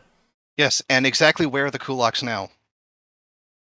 Yeah, because the Soviet state, the Communist Party of the Soviet Union, or the Bolshevik Party, stopped them the way that they were supposed to. Because they took power. They took complete economic power and political power of the country, just like China and I would did. criticize them for even China doing never that. relented its power, though. The Communist Party in China never relented its power. It never gave shared power with anyone.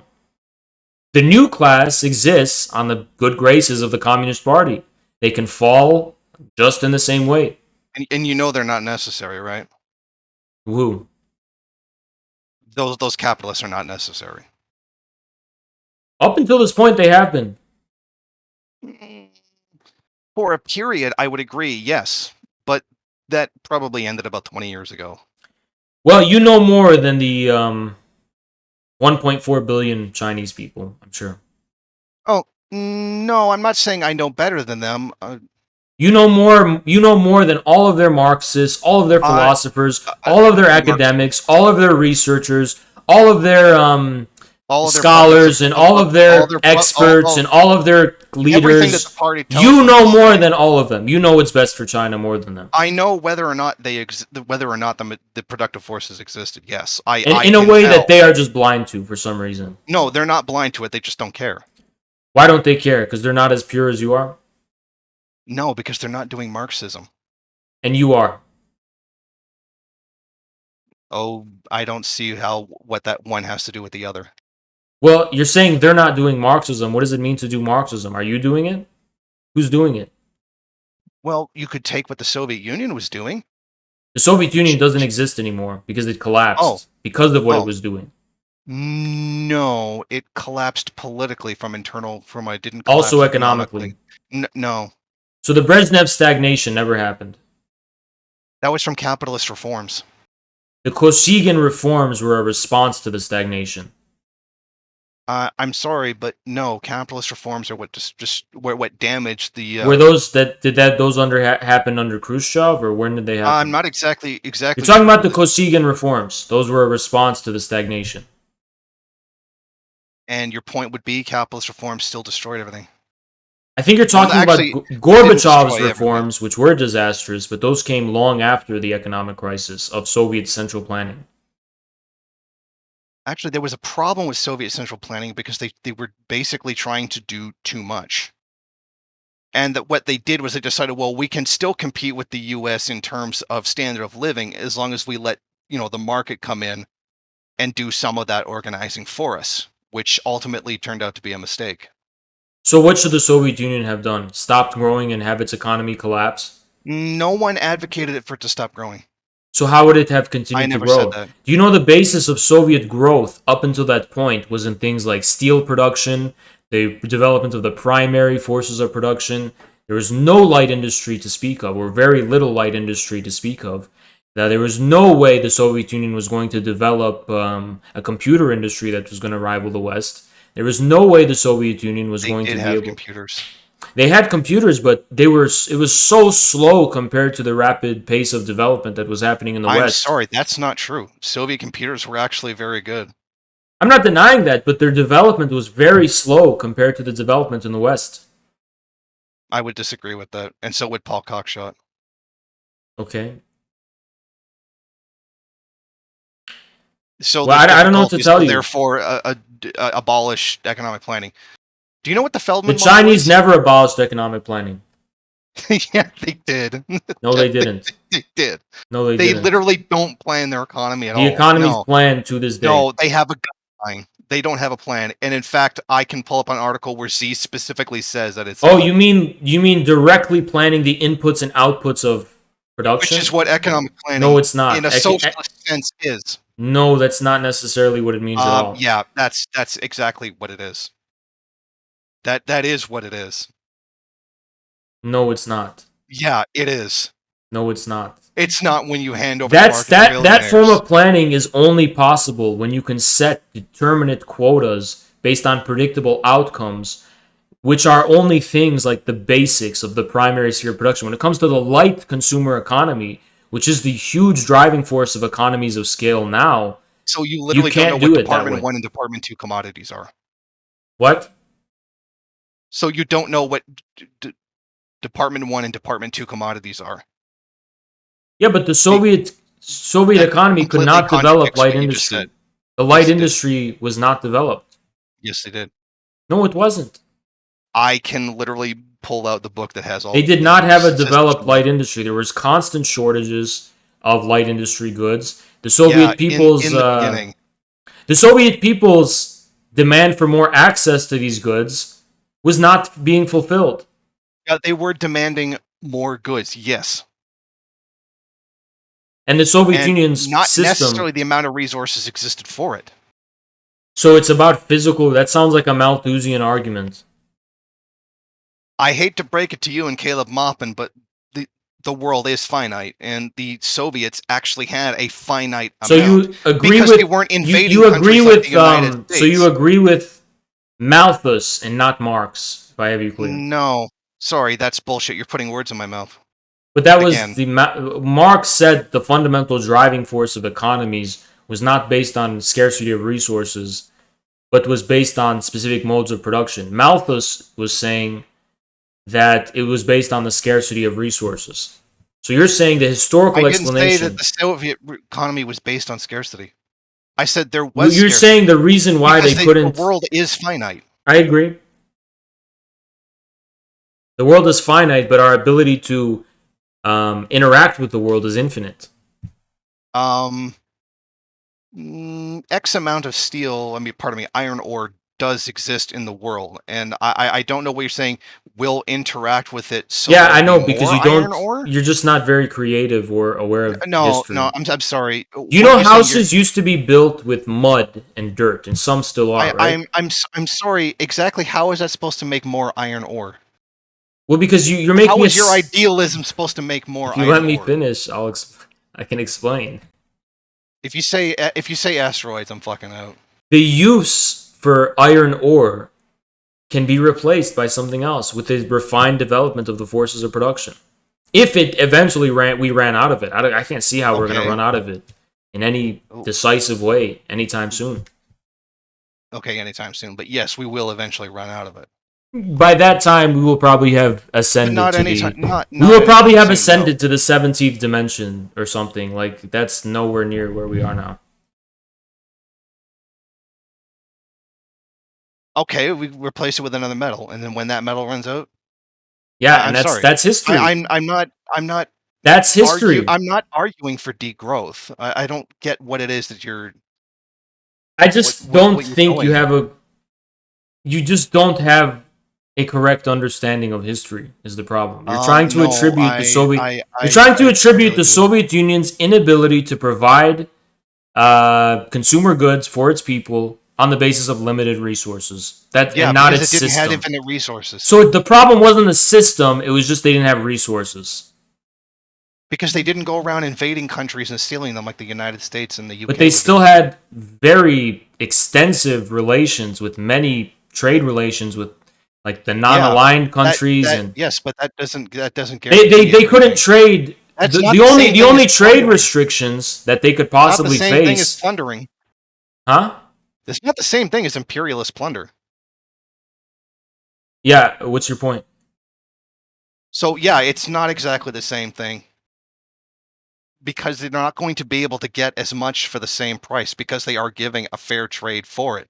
Whereas the United States and other countries were essentially getting it for next to nothing by taking over the countries That's and controlling them. that's a really simplistic understanding of how it No, works, though. that's how exploitation works.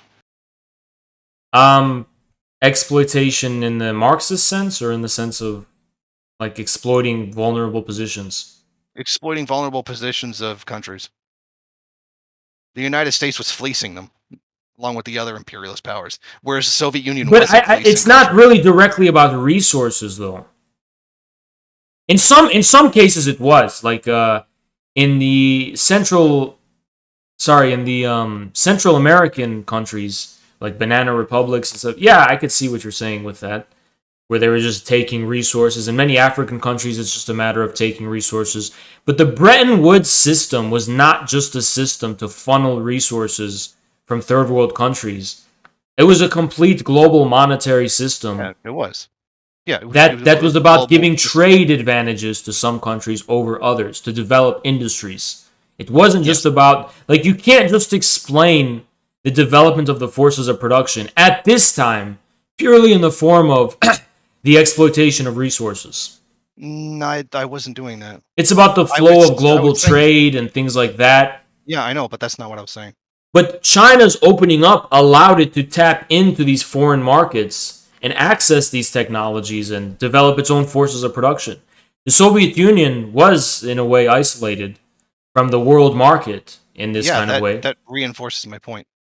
Yeah, but it wasn't just because of resources. It was also because it didn't have access to the differentiations and the concentration of capital or the forces of production, the methods of production that were existing, not just resources. There was plenty of resources the Soviet Union had access to. The issue was technologies, trade relations, and things like that. There's a pretty Trade important relations, I distinction. would agree.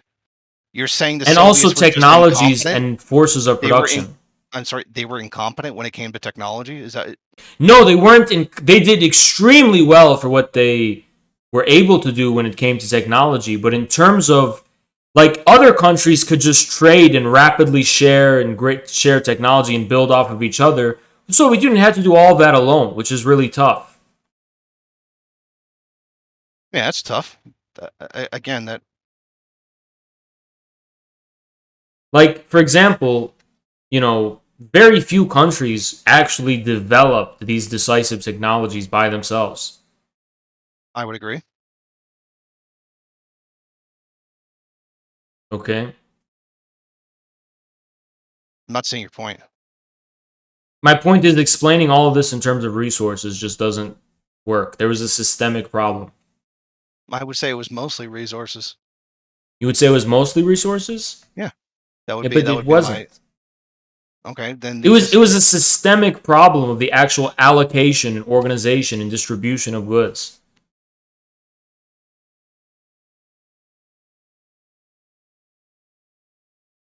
I'm not denying that there was a problem. So there was a big systemic problem that was the reason. Yeah, we agree that there was a stomach problem, but we don't agree necessarily on what it was. Well, here's why. Because up until this point, the primary driving force of the Soviet Union's growth was developing the primary forces of production. Once this task became complete, the Soviet economy began to stagnate Once Department One because it commodities didn't were have an built up. economy that could adapt to a modern consumer or postmodern economy, whatever you want to call it. It didn't have a system that could adapt to that. I would agree on the basis that it was never supposed to be like the United States, where it's just an infinite amount of commodities everywhere for everybody. But that's not what I'm saying. I'm saying Oh, I it know. couldn't That's grow economically. I'm saying it couldn't. I'm saying it couldn't, and it's Yeah, not designed to. and it couldn't satisfy the needs and wants of its population. No, it satisfied the needs. It's not. It's the wants that were a different Well, it thing. came to a point where even the needs could no longer be satisfied. Like what? During the 80s, there was just shortages of needs, just basic needs Yeah, couldn't be actually, satisfied. I did a video on that where a Soviet investigative show showed how they were being deliberately wasted. Like he literally had the video of it happening, and That's then lost his job the next day. I don't know what video you're talking about, but It would say it was a Soviet investigative journalism show called 600 Seconds. He, I can't pronounce his name anyway. he did an investigation. He found like trucks and trucks of food that were thrown into the woods, and he videotaped it, did an expose on it, and then lost his job. There's a copy of it on my channel. Okay, that's really mysterious, but I still wouldn't say that this renders There was obsolete a my lot of point. sabotage. There probably justify was sabotage, but then again, it all comes together. There was also a systemic crisis. You know. No, I don't deny that there was a crisis.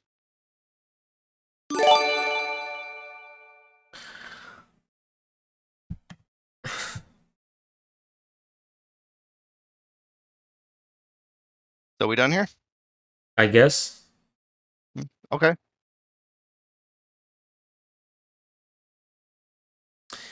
So we can't come to an agreement about much I guess we anything, can't. but yeah, I guess that was it. Yeah. Okay. See ya. Okay, bye.